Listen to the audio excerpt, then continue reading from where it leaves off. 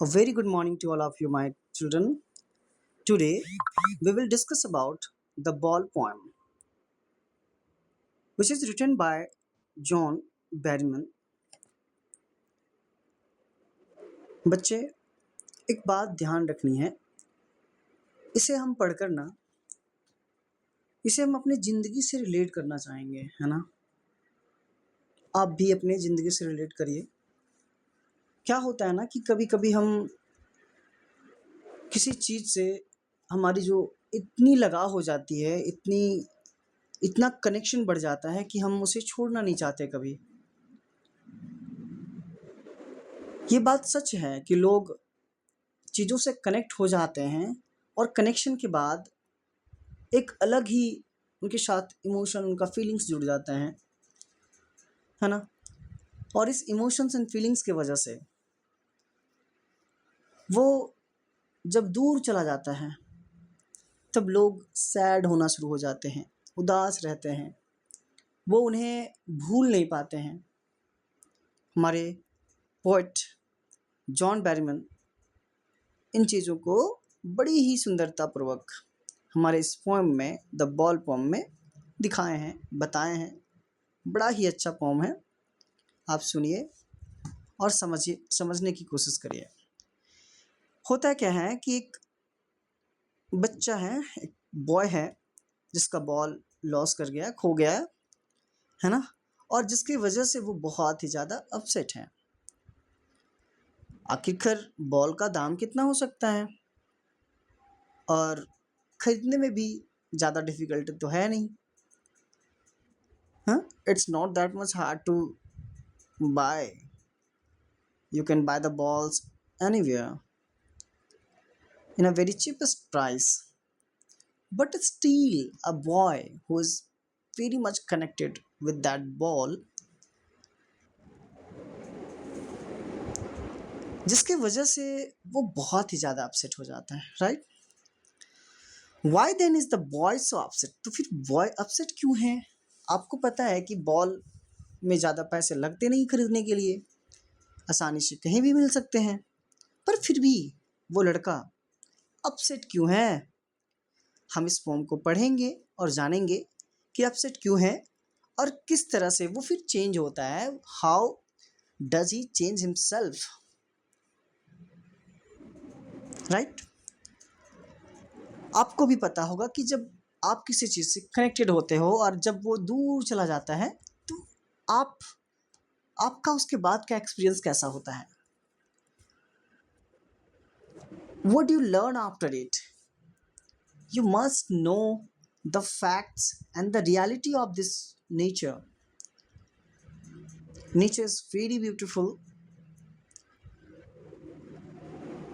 and nature always teaches us some lessons that how you have to survive in this beautiful world, isn't it? चलो तो हम pome को शुरू करते हैं। What is the boy now who has lost his ball? अब वो बच्चा क्या है ना? Who has lost his ball? जिसने अपना बॉल को खो दिया है, वो अब क्या है? क्या हो रहा है उसके पास? उसकी ज़िंदगी में हो क्या रहा है फिर? What is he to do? जब बॉल खो ही गया है तो आगे करने क्या वाला है वो? क्या करेगा वो? I saw it go. Poet बोलते हैं कि वो जब बॉल जा ही रहा है ना? जब वो गिर ही गया, जब लॉस हो ही गया, तो I saw it go.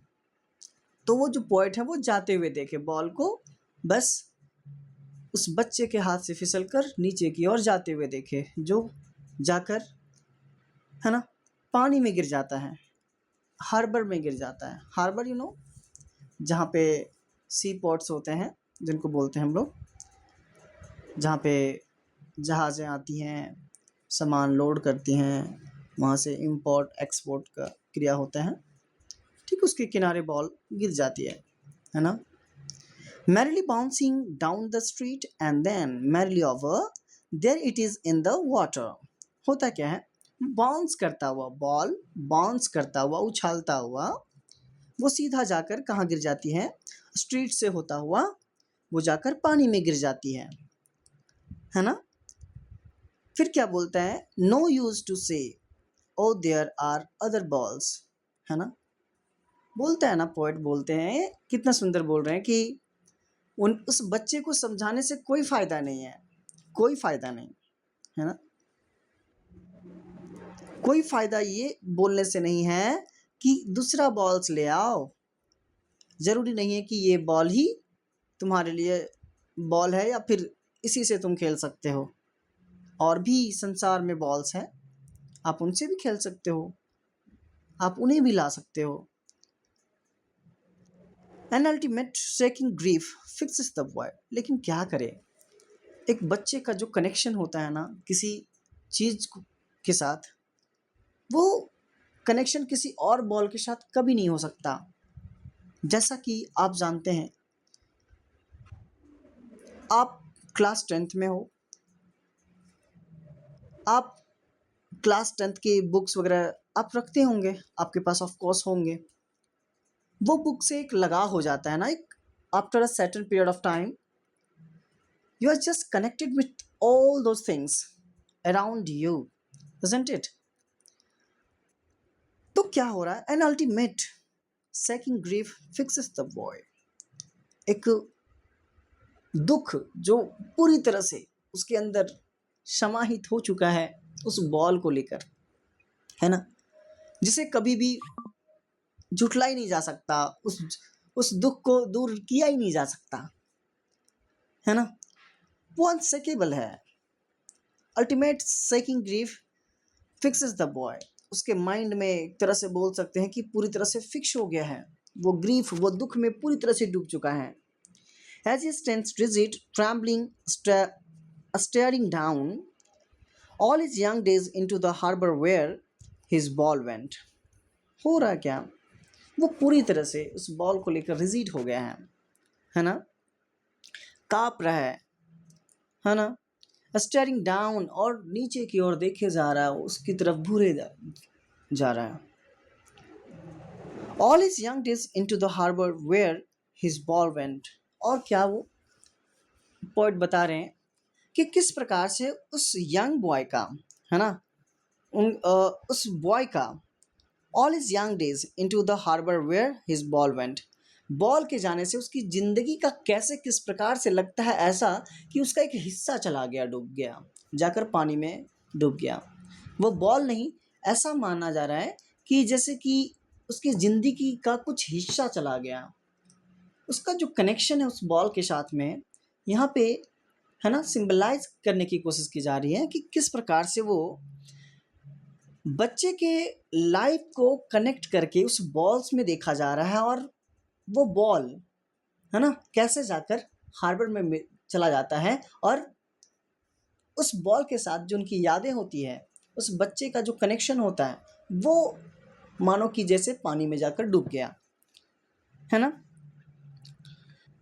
I would not intrude on him a dime, another ball is worthless। क्या बोलते हैं इसमें कि वो इंट्रूड नहीं करना चाहते हैं, पोइट नहीं चाहते हैं कि उन्हें कुछ बोले, उन्हें बीच में जाकर उन्हें कुछ बोले, है ना।